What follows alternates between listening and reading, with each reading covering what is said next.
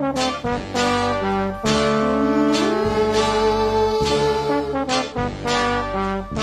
somente folhear e usar. É somente folhear e usar.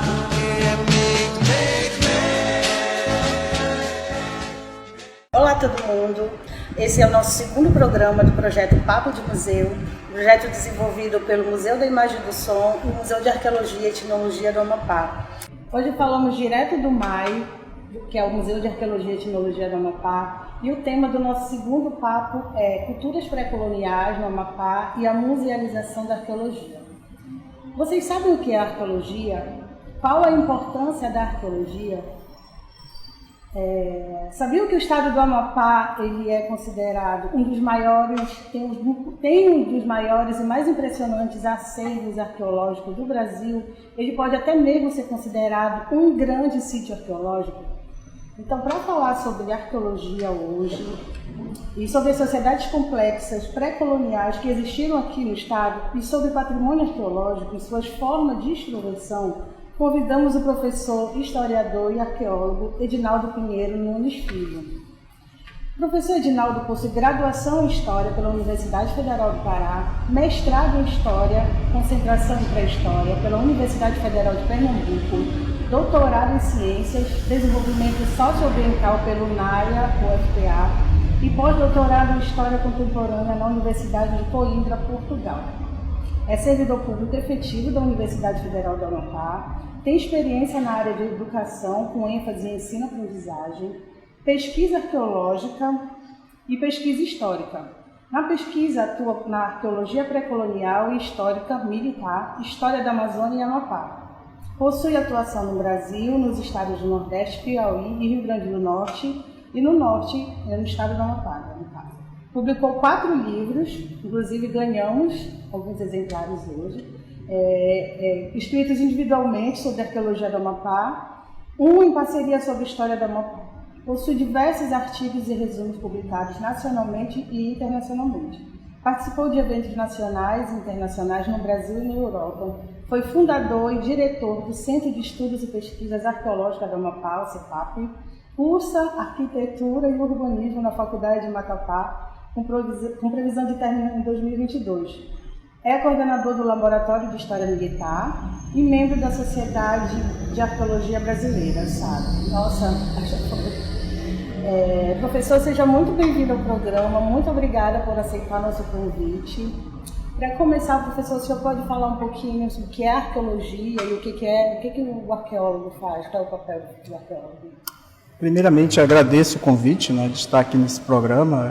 É sempre uma satisfação e uma honra falar sobre o Amapá, especificamente sobre a arqueologia, né, e mais sobre o meu estado, né. Bem, o papel do arqueólogo é estudar os grupos antigos, né, que viveram, não, aqui no caso, na Amazônia, no Amapá e no mundo, né. Ele trabalha com métodos e técnicas científicas, tá, que visam justamente compreender como é que esses grupos interagiam com o ecossistema, como é que eles superavam as adversidades e que tipo de artefatos eles produziam. E também entender um pouco a questão social e cultural desses grupos. Certo, professor. Que tipos de vestígios podem ser considerados vestígios arqueológicos? Bem, os vestígios arqueológicos, a gente trabalha, como eu falei há pouco, da cultura material, tá? Então, tudo que o ser humano produz em termos de artefatos, objetos, na qual ele utiliza no seu dia a dia, no seu cotidiano, né? Em atividades domésticas, atividades de caça, enfim, atividades de trabalho. Então, corriqueiramente, usualmente nós encontramos mais artefatos feitos de cerâmica, tá? Que são mais resistentes à ação do tempo, e artefatos feitos de rocha, que a gente chama de líticos. Porque corriqueiramente a gente encontra mais esse material, porque eles são mais resistentes, eu falei há pouco, à ação do tempo. Isso não quer dizer que eles não produzam outros artefatos, a gente pode entender o seguinte, que esses grupos que a gente pesquisa, da cultura pré-colombiana ou pré-colonial, eles produziam artefatos muito parecidos com os nossos, mas com outro tipo de matérias-primas. Por exemplo, tem artefatos feitos de ossos, tá, que não são muito resistentes à ação do tempo, de madeira, tá, enfim, de espinhas de determinados animais, resinas. Pedra, né? No caso, eu estou falando desses outros tipos, né, que não resistem à ação do tempo, tá, que se deteriora muito mais fácil. Então, tem uma infinidade de outros artefatos, além desses dois que eu falei, que é o cerâmico e o lítico, né, as rochas, tem muitos outros. Dependendo do ambiente, do sítio que a gente encontra, possivelmente a gente pode encontrar esses outros artefatos. No caso, eles podem estarem conservados, se protegeram dessa ação do tempo. Quais são as etapas de trabalho de um arqueólogo? Assim, e assim, que outras disciplinas são usadas para fazer uma análise de um trabalho arqueológico, de uma pesquisa? Bem, o trabalho de arqueologia, ele não é simples. Nós, para podermos irmos a campo, nós temos que fazer um levantamento, primeiramente, bibliográfico, também topográfico, nós temos que consultar mapas para vermos a área, como é que ela se constitui, ver a questão do relevo, ver a questão da flora, fauna, é todo um estudo minucioso, e depois se faz todo um planejamento, se elabora um projeto, e aí o arqueólogo, uma coisa que é interessante no Brasil, é uma profissão que para poder a gente ir ao campo, a gente tem que ter autorização do governo federal, porque tudo que está no subsolo pertence à União.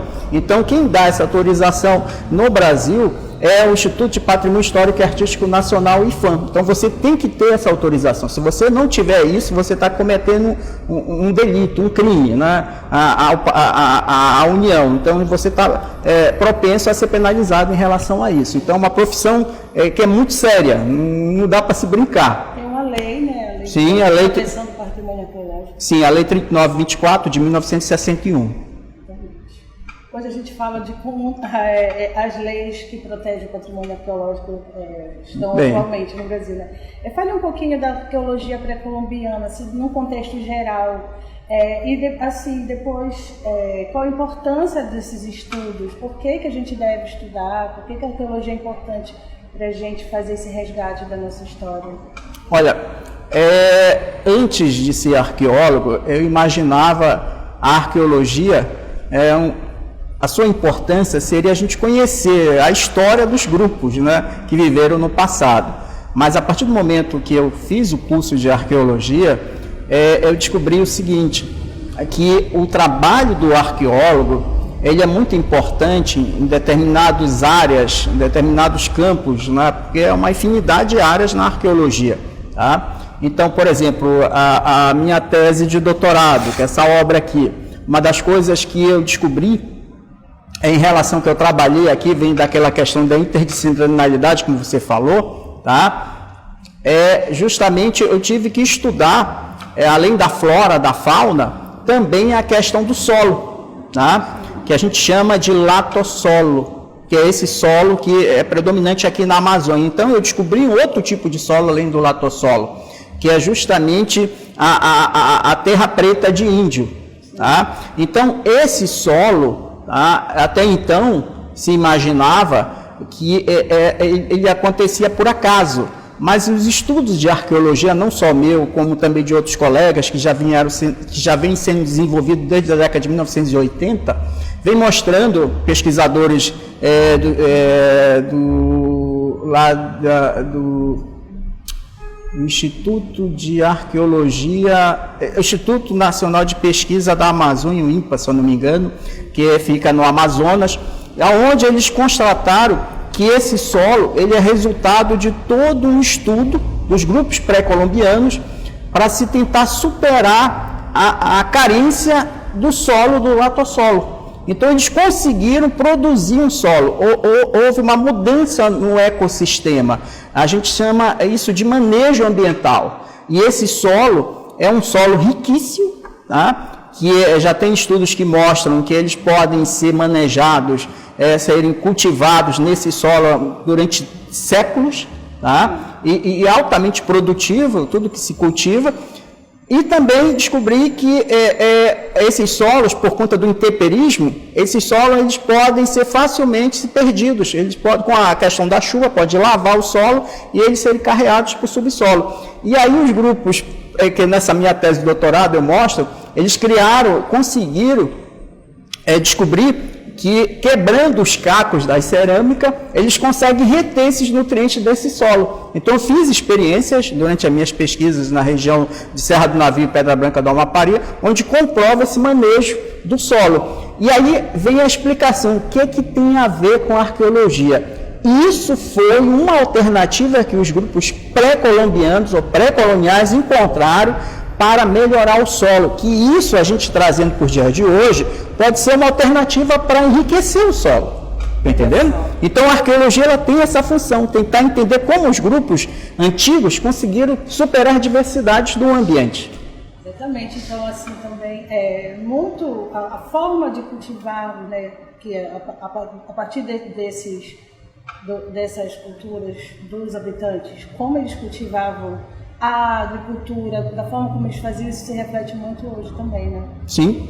Então, o que é uma coisa assim que nos auxilia muito. Não é só a história, mas sim o repasse desse aprendizado, desse conhecimento que foi construído, né, por esses grupos que podem nos auxiliar a resolver muitos problemas que nós temos, a questão ambiental. Como se deu esse processo de ocupação aqui da bacia amazônica por esses povos? Olha, nós temos estudos, por exemplo, eu consegui fazer datações, né? Então, nós chegamos na região central do estado, existe uma datação, períodos que remontam um período de 8 mil anos, mais de 8 mil anos, para você ter uma ideia, só na região central do estado. E tem um colega meu que já é falecido, o Eurico Teófilo Miller, né?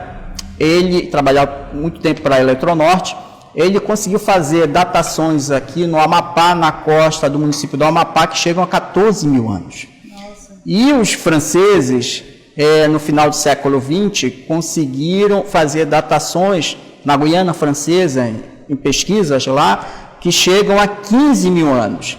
Então, a gente pode dizer, isso é muito interessante para a nossa arqueologia, como você iniciou a apresentação aí, tá? A gente deve divulgar muito mais isso, é que o Amapá, podemos dizer, foi porta de entrada para os primeiros grupos que ocuparam a Amazônia. Pra você ter uma ideia. A datação, as datações mais antigas que nós temos hoje em dia é da Guiana Francesa e depois aqui no Amapá. Aí vai diminuindo essa datação, porque até então se tinha em Monte Alegre, tá? Monte Alegre, que é a Ana Roosevelt, tá? Se tinha uma datação de 12 mil anos, e hoje em dia nós já temos essa datação aqui. Qual é a datação lá da Serra da Capivara, no Piauí? Aí já, aquela questão é outra, já do Nordeste, nós já temos uma datação, estive há um pouco, bem recente lá, visitei, até me surpreendi, né? Porque foi lá a minha formação arqueológica, lá que eu recebi o treinamento de arqueologia no Parque Nacional da Serra da Capivara, conheço muito bem, né?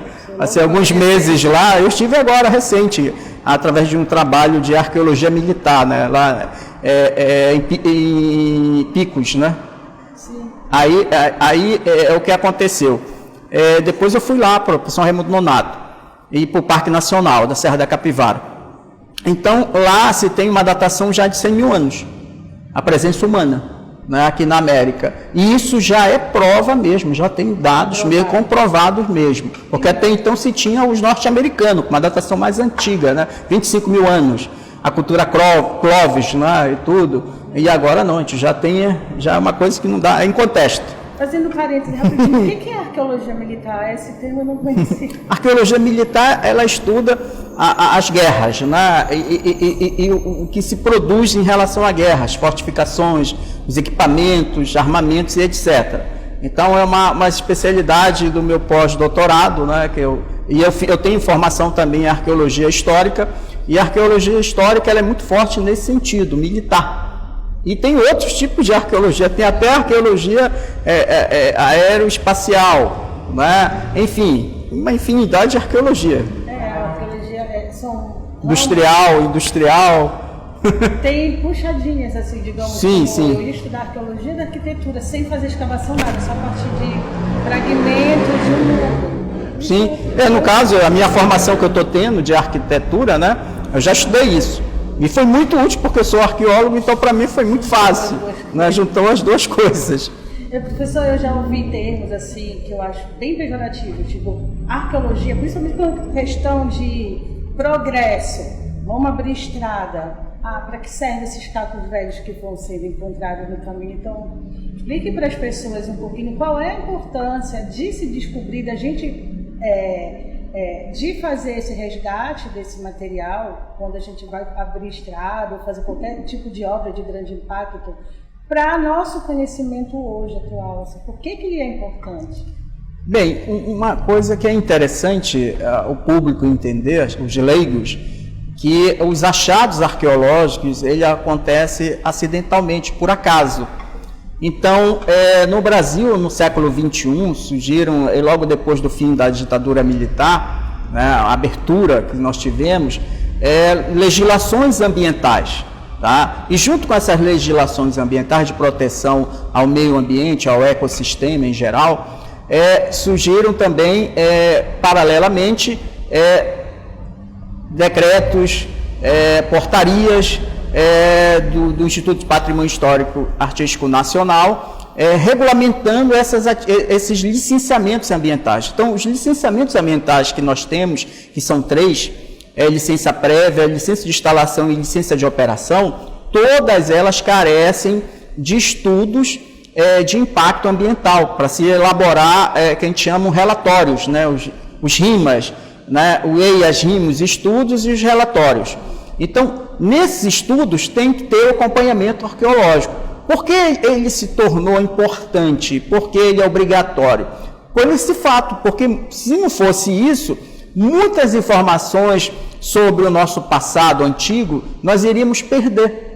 Nós não teríamos essas informações. Então, observem que se vocês forem fazer um apanhado, a partir do século XXI, o que nós tivemos de informações sobre o nosso passado antigo, aqui no Brasil, foi muito significativo, entendeu? Por conta disso, por conta desses trabalhos que a gente chama de arqueologia preventiva. Sim, exatamente, professor. E quanto esse patrimônio histórico resgatado, esses salvamentos feitos a partir das pesquisas arqueológicas, os artefatos mais comuns, inclusive o senhor já falou, que tipos de vestígios são mais comuns aqui no estado do Amapá, especificamente no estado? O que mais se tem salvo? Além de artefatos, existem paisagens, sítios arqueológicos, sítios mais conhecidos, o que tem sido mais resgatado? Olha, na Amazônia existe uma classificação feita pelo Museu Paraense Emílio Guild, que é a mais antiga instituição aqui na Amazônia, se não dizer do Brasil, tá? Que o Museu Paraense Emílio Guild, ele vem do século XIX, tá? Então, se eu não me engano, 1866, se eu não me engano, ou 67, criação do museu. Então, essa instituição, os arqueólogos de lá, na década de 1980, eles criaram uma classificação em termos de sítio. Então, nós temos aqui, inclusive nessa obra aqui, pesquisa arqueológica do Amapá, eu identifico 5 tipos, que é o mais corriqueiro que a gente tem, é muito comum, é o sítio cemitério, tá? Então, inclusive, nós temos aqui atrás, né, como cenário, um sítio cemitério, que é uma caverna, né, onde a cultura maracá, né, esses grupos antigos, eles depositavam as urnas, né, com os restos mortais dos seus entes queridos. Além desses, nós temos também sítios habitações, onde os grupos viviam, que são as aldeias. Tá? E tem o outro terceiro, que é o sítio acampamento, tá? Onde eles realizavam justamente lugares de caça, de coleta, tá? Eram transitórios, temporários. E o quarto, nós temos os sítios cerimoniais, onde eles realizavam cerimônias, como nós temos aqui um exemplo, um famoso lá, o sítio lá em Calçoene, né, dos megalíticos, né? Também é um cemitério, também, além de cerimonial. E temos o quinto, que é o sítio oficina, onde eles fabricavam as oficinas, fabricavam os machadinhos, fabricavam também as suas louças, as cerâmicas, fabricavam canoas e etc. Então temos esses 5 tipos. Tá? E corriqueiramente a gente encontra esses 5. Todos aqui né? Pode ser agregado a um só local ou dispersos. Né? Temos essa característica. Inclusive, eu vou falar um pouco desse sítio que está aqui atrás da gente. Ele é um diorama, que é um trabalho lindo feito pelo artista Hernandes Melo. O Hernandes ele reproduziu a Gruta do Jabuti, que foi da cultura Maracá. O professor pode falar um pouco mais para a gente, especificamente dessa gruta. E os dioramas estão presentes no museu com finalidades de estudo, de conhecimento, de aprendizado, pedagógicos. Ele reproduz exatamente de forma menor, né, como se fosse uma maquete, como era esse ambiente natural lá na época que foi achado.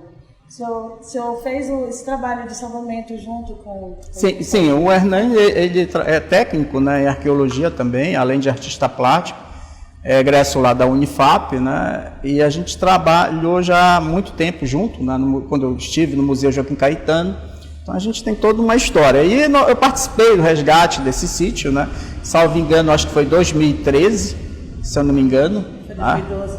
13. Foi 13.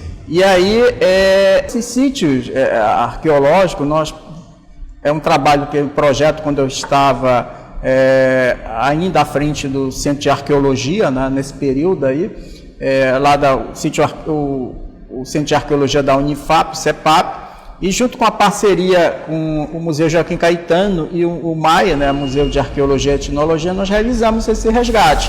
Então, ele representa, de uma forma bem significativa, essa complexidade que você abordou, né, há pouco, dos grupos que viveram aqui. Porque são peças com estilo realista, tá? Elas se caracterizam por serem peças antropomorfas, características humanas, e antroposomorfas, características humanas de animais. Tá? Então, justamente jabuti porque... quando ele foi localizado, tá, se encontrou, né, um jabuti lá nessa caverna e ficou, inclusive quem deu esse nome foi uma colega lá do Museu Guild, salvo engano, a Vera Guapindaia. Ela que descobriu essa caverna, né, esse cemitério, e ela que deu esse nome. Eu lembro exatamente da minha aula com a professora Denise Chan. Denise Chan era muito amiga minha. A gente estudando as culturas marajoaras tapajônica, e no Amapá nós estudamos a cultura maracá. E ela explicando como foram achadas praticamente de forma intacta, né, dentro da caverna. Acabou que eles estando dentro da caverna protegeu, né, fez com que o tempo eles não se perdessem e praticamente foram achados intactos. Isso aí. O professor Edinaldo ele foi responsável pelo setor de arqueologia do Museu Joaquim Caetano entre os anos de 1993 a 97 e de 2004 a 2005. Então, conte pra gente um pouquinho dessa sua experiência com o trabalho da arqueologia dentro do museu. Para mim foi muito significativo, né? Eu tenho ótimas lembranças, né? Foi um período de muito aprendizado, pude receber e ter, né? Participar de eventos, ampliar meus horizontes, me qualificar. Então eu devo muito a esse período. Inclusive me ajudou a ser o que eu sou hoje, né? Essa base, né? Essa experiência na arqueologia. Então, posso dizer que também foi um momento da gente desafiador também, né? Porque você sabe que não é fácil trabalhar com instituições públicas, né? São muito carentes, né? Não só de pessoas, mas também de recursos, mas a gente conseguiu, né? Realizar o trabalho e conseguimos resgatar muitos desses acervos que existem hoje, não só no Museu Joaquim Caetano, mas também no Museu Paraense Emílio Guild, tá? É fruto também dessas pesquisas que a gente ajudou a serem realizadas.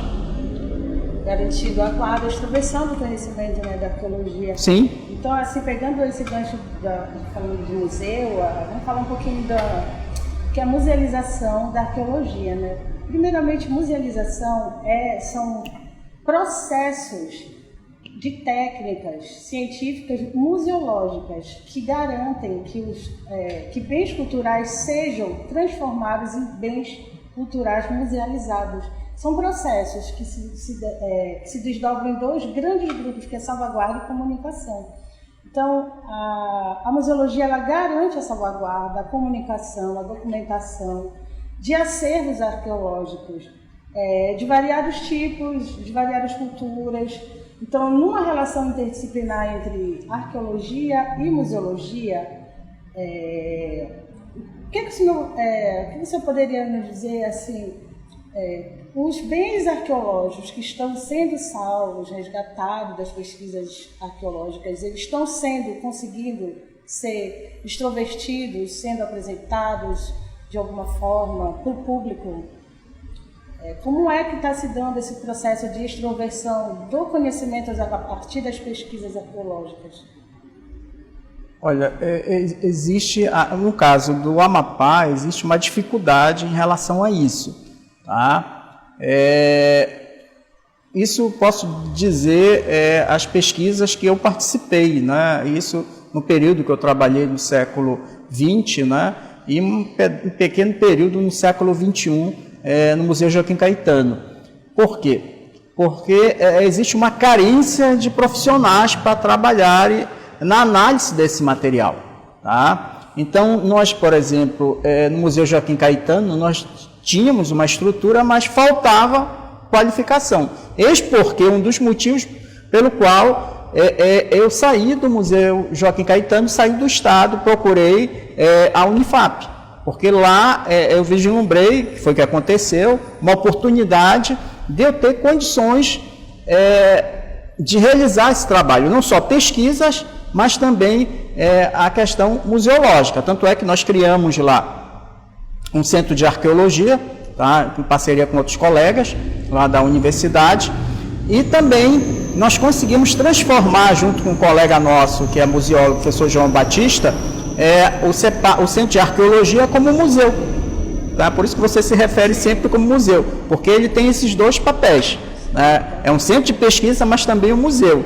Então, lá a gente conseguiu avançar nisso. E para finalizar, professor, o senhor gostaria de deixar alguma mensagem? Quer dizer, falar para as pessoas de como é que elas podem se tornar arqueólogos? Olha, eu falo por mim, né? Eu não me tornei arqueólogo por acaso. Sem querer, eu vim me preparando, né, na minha vida, né? Como estudante, por exemplo, para ser arqueólogo, você tem que gostar de fazer pesquisas, você tem que também ter uma formação, você tem que saber fotografar, você tem que saber desenhar, tá? Enfim, é uma profissão que lhe requer também riscos, você corre risco, então tem que ser uma pessoa que seja corajosa, tá? E que não pense sempre positivamente, que vai dar certo as coisas. Então, você tem que gostar de estudar, porque o arqueólogo, antes de ir para o campo, ele tem que estudar o ambiente na onde ele vai colocar os pés, onde ele vai escavar. Então, não é uma coisa tão simples e fácil. Não é o estereótipo do Indiana Jones, né? É um pouco do Indiana Jones, porque eu já me vi como Indiana Jones. Tá? Eu já fui para um sítio arqueológico, onde é lá no Maracá, inclusive, e eu andava igual o Indiana Jones, com 38 na cintura. Pra vocês terem uma ideia. Onça, muita onça. Então, eu até tenho fotos que eu mostro, o pessoal pensa que é brincadeira, mas muito arriscado. Sucuri, tá? Que a gente enfrentava, escorpião, gigantes, morcegos, baratas, gigantes, enfim, uma infinidade de animais peçonhentos, que não é uma coisa assim. Então, a profissão de arqueólogo na Amazônia não é para qualquer um, porque ainda tem um detalhe.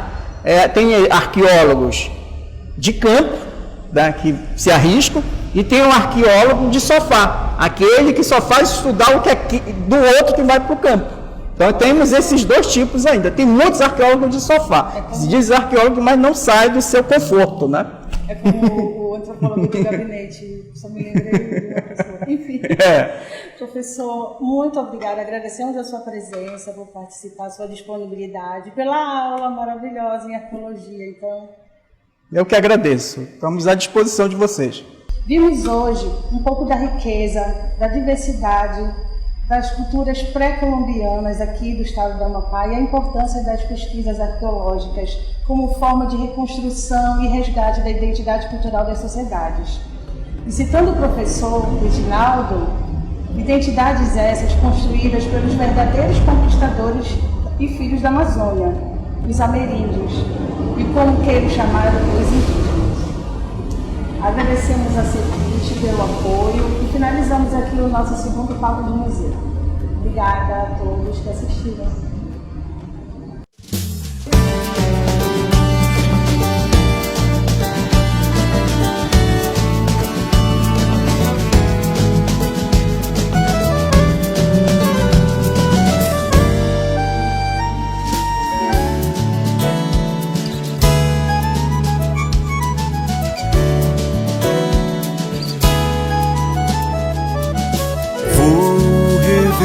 A serra pela janela do trem, pedra branca espera